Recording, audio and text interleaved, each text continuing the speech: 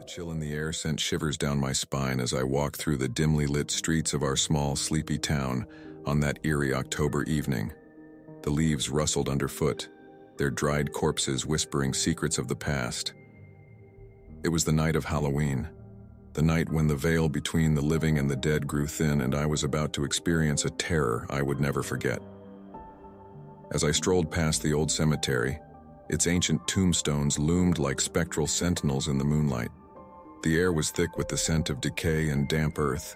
A feeling of unease gnawed at the edges of my consciousness, but I brushed it off as mere superstition. After all, it was just Halloween, right? I continued down the desolate street until I reached the abandoned house at the end of the block. Its cracked windows stared out at the world like empty eye sockets, and the door creaked ominously in the wind. Curiosity got the better of me, and I couldn't resist stepping closer. As I reached for the doorknob, a sudden gust of wind slammed the door shut with a resounding thud. My heart raced as I realized I was trapped inside. The interior of the house was as decrepit as its exterior. Dust hung thick in the air, and cobwebs draped every corner like macabre curtains. The only source of light was the flickering candle on a weathered wooden table. Shadows danced on the peeling wallpaper, casting grotesque figures on the walls. I cautiously made my way through the eerie silence of the house, my footsteps echoing ominously in the empty rooms. It was then that I heard it, the faint, haunting melody of a piano coming from somewhere deeper within. My breath caught in my throat as I followed the sound, my heart pounding like a drum. The music led me to a room at the end of a dark corridor. I pushed open the creaky door and gasped in horror at what I saw. A grand piano stood in the center of the room, its keys moving on their own accord, producing the haunting melody that had drawn me in. And there, seated at the piano, was a figure cloaked in shadow, its skeletal hands dancing across the keys.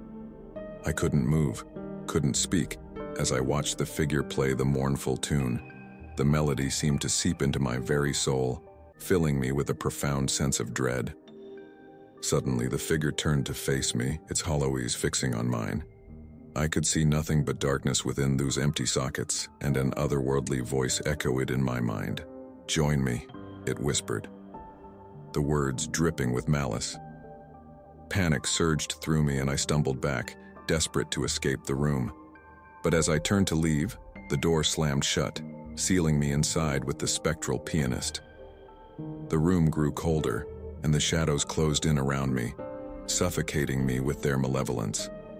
The figure at the piano continued to play, its bony fingers moving faster and faster, the melody growing more dissonant and unsettling. I felt an invisible force pulling me closer to the piano, as if it sought to consume my very essence. Desperation gripped me, and I reached for the candle on the table, hoping to use it as a weapon. But as I touched the candle, it exploded into flames, casting a blinding light that banished the darkness. The figure at the piano let out an agonized shriek, its form dissipating like smoke in the wind. With a final, discordant note, the haunting melody faded into silence. I was left alone in the room, trembling and disoriented. The door, which had been sealed shut, now swung open freely, revealing the rest of the abandoned house in all its eerie decay. I stumbled out, feeling as if I had narrowly escaped the clutches of something unspeakably evil. As I made my way back through the desolate town, I couldn't shake the feeling that I had glimpsed a terrifying truth about the thinning veil between the living and the dead on that fateful Halloween night. It was a night I would never forget, a night when the boundaries of the supernatural had blurred, and I had come face to face with a malevolent force from beyond the grave. Now, every October I avoid that abandoned house and its haunting piano.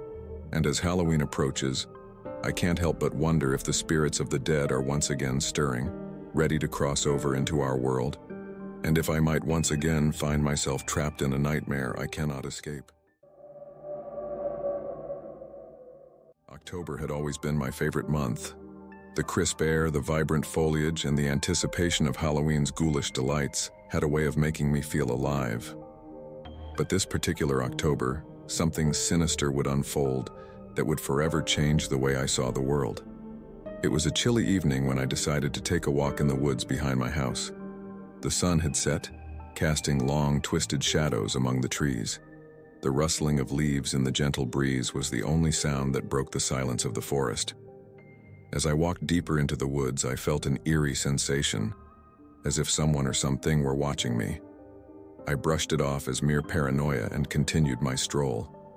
The canopy of branches above me grew thicker, and soon the moonlight struggled to penetrate the dense foliage. I stopped to catch my breath and realized I had strayed far from the path I knew so well. Panic set in as I turned in circles, unable to discern which way led home. The woods seemed to have transformed into an endless maze, and a sinking feeling settled in the pit of my stomach. Suddenly, I heard a soft, lilting melody in the distance. It was hauntingly beautiful, like an enchanting siren song calling to me. I followed the sound, thinking it might lead me to civilization, or at least someone who could help me find my way back. The music grew louder as I ventured deeper into the woods. It led me to a small clearing illuminated by the pale light of the moon. In the center of the clearing stood an ancient, gnarled oak tree, its branches twisted and contorted like the fingers of a wizened old witch. And there, beneath the tree, sat a young woman with long, ebony hair, playing a violin. She was breathtakingly beautiful, with piercing green eyes that seemed to hold the secrets of the universe. Her music was spellbinding, and I found myself drawn to her, unable to resist the pull of the melody. "Lost, are you?" she asked in a voice as enchanting as her music. I nodded, my voice caught in my throat. "Stay with me," she said, patting the spot beside her. "I can help you find your way back." I hesitated but couldn't deny the strange allure of the woman and her haunting music. I sat down beside her, and she continued to play, the notes wrapping around me like a velvet shroud. As the night wore on, I lost track of time. The moon hung high in the sky, and the forest around us seemed to come alive with hidden creatures. The woman's music had taken on a more sinister tone, and a feeling of dread washed over me. "Who are you?" I finally asked. She smiled, revealing rows of sharp, glistening teeth. "I am the guardian of these woods, the keeper of the lost souls who wander here." A shiver ran down my spine. "What do you want from me?" She leaned closer, her eyes now gleaming with an unearthly light. "Your soul," she whispered. With a sudden burst of adrenaline, I leapt to my feet and ran as fast as my legs could carry me. The woman's music turned into a cacophony of dissonance, echoing through the woods like a banshee's wail. Branches reached out to grab at me, and the roots of the trees seemed to rise from the ground, trying to trip me. I ran blindly through the dark forest, guided only by the distant shimmer of moonlight. The woman's haunting laughter echoed in my ears, and I could feel her presence closing in on me. But I refused to give in to fear. I had to escape. Finally, after what felt like an eternity, I burst through the dense trees and found myself back on the familiar path that led home. Gasping for breath, I didn't dare look back to see if the woman was still pursuing me. When I finally reached the safety of my house, I locked all the doors and windows, trying to shut out the memory of that eerie night. But I couldn't escape the haunting melody of the violin or the chilling laughter that still echoed in my mind. That October night had taught me that there are forces in this world far beyond our understanding, and some places are best left unexplored. Now, every October, as the leaves turn and the air grows chilly, I can't help but wonder if the woman in the woods still waits for the next lost soul to wander into her clutches, playing her haunting melody under the twisted oak tree. It was October, the month of ghosts and goblins, and I found myself in the small, forgotten town of Willowbrook. Little did I know that this October night would become a chilling tale I'd recount for years to come. My car had broken down on the outskirts of town, leaving me no choice but to seek refuge in the eerie silence of Willowbrook. The place felt abandoned, as if the very earth itself had expelled its residents. The only signs of life were the flickering street lamps, their dim light offering no comfort in the encroaching darkness. With no other option, I began to walk, hoping to find help or a place to stay. I couldn't shake the feeling that I was being watched, that unseen eyes followed my every move. It was a sensation of unease that grew with each step I took. As I wandered deeper into the heart of Willowbrook, I came upon a decrepit mansion that loomed like a dark specter in the night. The moonlight revealed shattered windows and overgrown vines that seemed to reach out and ensnare the building. My instincts screamed at me to stay away, but desperation led me up the creaking steps to the front door. I knocked, my knuckles rapping against the ancient wood. For a moment, there was only silence, and I wondered if I had made a terrible mistake. Then, slowly, the door creaked open, revealing a dark corridor within. A chill ran down my spine as I crossed the threshold. Inside, the mansion was as cold as death itself. Dust hung thick in the air, and the faint scent of decay lingered. As I ventured further, the house seemed to grow larger, its rooms stretching out into a labyrinth of shadows and secrets. I soon stumbled upon a grand, dimly lit library, its shelves lined with ancient, leather-bound books. The room was empty, save for a solitary figure seated in a tattered armchair by the fireplace. The stranger's face was obscured in the shadows, and I could only make out the glint of their eyes. "Welcome." The voice was smooth, almost hypnotic, and it sent shivers down my spine. "You've come just in time for our October gathering." Gathering? I thought. Who could possibly be gathered in this forsaken place? The stranger beckoned me closer, and I reluctantly approached. As I drew near, the figure's features began to emerge from the darkness. They were ancient, with skin like parchment and eyes that seemed to hold centuries of secrets.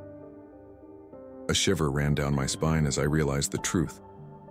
The person before me was not alive. With a wave of their hand, the room came to life. Shadows danced on the walls, and the books on the shelves rustled as if filled with unseen whispers. The very air seemed charged with an otherworldly energy. I tried to flee, but an invisible force held me in place. The figure in the armchair smiled, revealing teeth that glinted like ivory daggers. "You are our guest of honor," they said, their voice dripping with malevolence. "It's been so long since we had a living soul join us." The room began to blur, and I felt myself slipping into a nightmarish trance. The figures from the books on the shelves stepped out, their spectral forms taking shape before my eyes. They wore clothes from different centuries, their faces twisted into grotesque masks of pain and torment. The ghostly assembly circled me, their ethereal fingers brushing against my skin like ice. They whispered incomprehensible words, and I could feel their presence penetrating my very soul. It was as if they sought to draw me into their world, to make me one of them. In that moment, I realized the chilling truth. I was to become a part of this spectral gathering, trapped in Willowbrook for all eternity.